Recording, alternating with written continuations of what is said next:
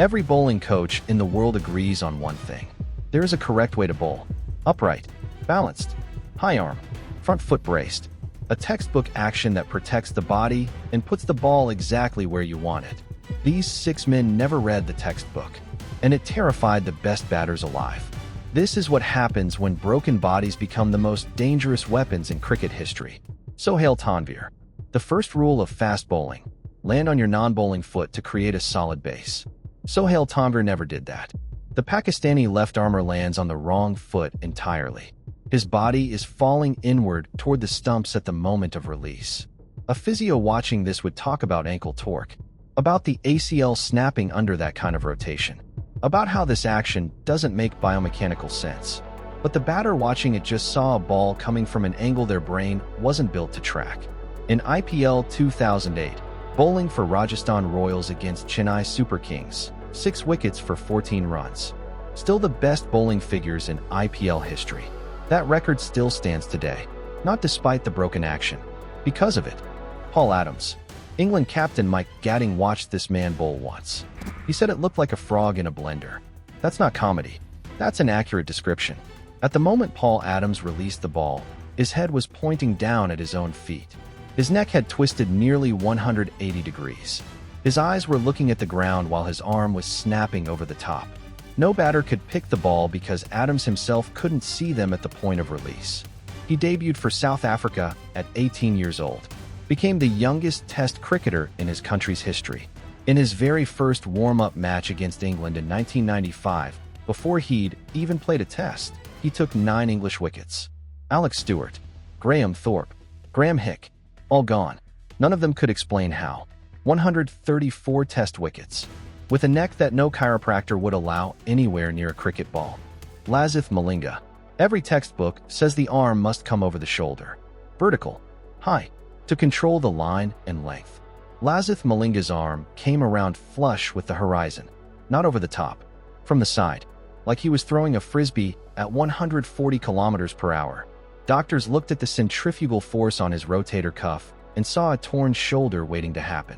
But Malinga's shoulder joint wasn't built like yours, and the ball he delivered from that angle arrived at the batter's feet from a trajectory their eyes had never calculated before. 2007 Cricket World Cup. Super 8 stage. Sri Lanka versus South Africa. South Africa needed 37 runs from 24 balls with 6 wickets left. Malina bowled for consecutive deliveries. For wickets. In 4 balls. The only bowler in history to do that in international cricket. Not once. Twice. Jasprit Bumrah. Sports scientists have studied Jasprit Bumrah more than almost any athlete in modern cricket.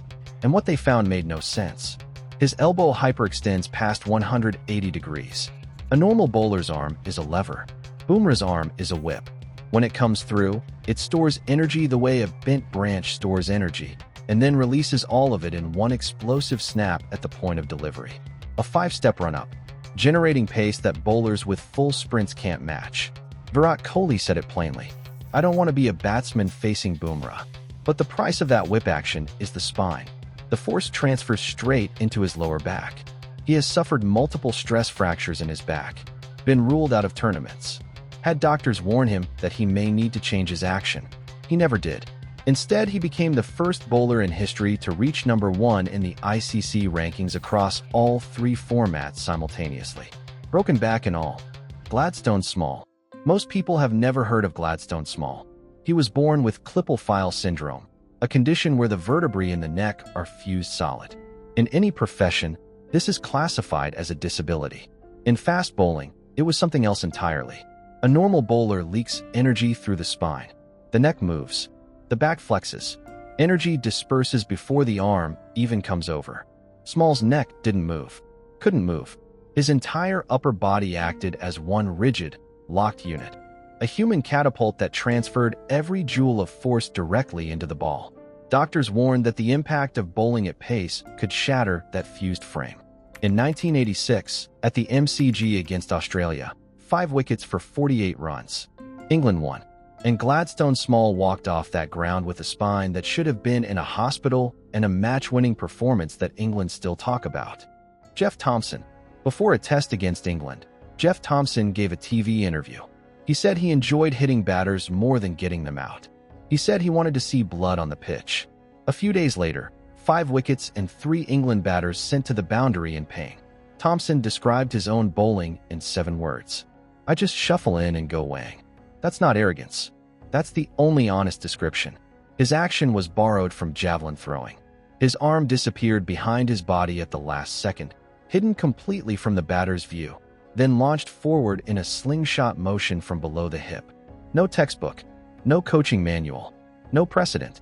In 1975, using high-speed cameras at Perth, they measured his fastest delivery, 160.6 kilometers per hour, the fastest delivery ever officially recorded in cricket history. He generated that pace with a casual jog and a shoulder that had doctors asking how it hadn't dislocated yet. In the 1974-75 Ashes series, 33 wickets against England. Wisden called it easy to believe they were the fastest pair ever to have coincided in a cricket team. Greg Chappell, Australia's own captain, once refused to face Thomson in the nets. Viv Richards, the greatest batter of that era, said Thomson was the fastest he ever faced. A fused spine, a neck that looked backward at release, a wrong foot that should have snapped an ankle, an arm that bent the wrong way, a shoulder that came in from the side door, a javelin thrower in white flannels. Every coaching manual says these actions are wrong. Every batsman who faced them says they were the most terrifying things they ever saw on a cricket field. Because cricket has always rewarded the orthodox, but the men who terrified it most never were.